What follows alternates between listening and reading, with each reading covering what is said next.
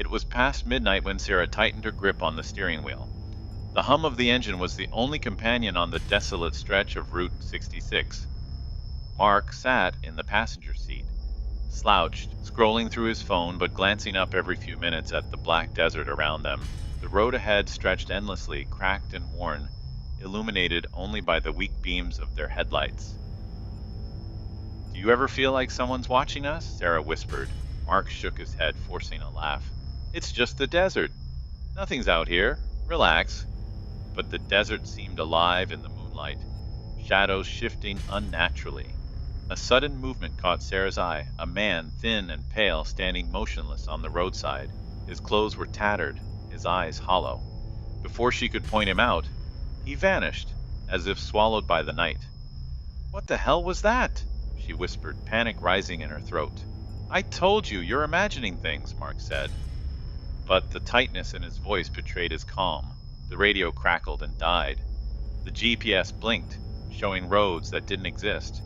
Every mile seemed longer, as though the desert was stretching time itself. Hours later, a dim light appeared in the distance, a diner glowing faintly against the blackness. "Blue's Place," the sign swaying on its rusted pole. They pulled in, tires crunching gravel and broken glass.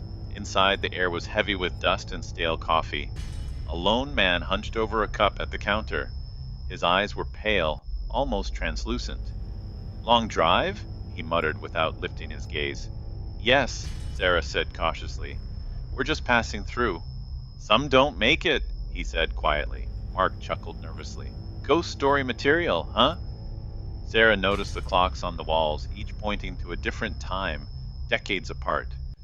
Outside, the desert looked older, untouched by modern life. Shadows from their car stretched unnaturally. After a silent meal, they returned to the road. Landmarks they remembered were gone. Then came whispers, soft and barely audible, carried by the wind. "Leave! Turn back!" They glanced around. Nothing, only the empty road and the night sky. By dawn, they stumbled upon a town frozen in time. Grayville. Buildings decayed, streets cracked and overgrown. A sign read, "Abandoned, 1923, Mark tried to joke, masking unease. Why would anyone leave a town like this? Sarah's stomach churned. Something's wrong here.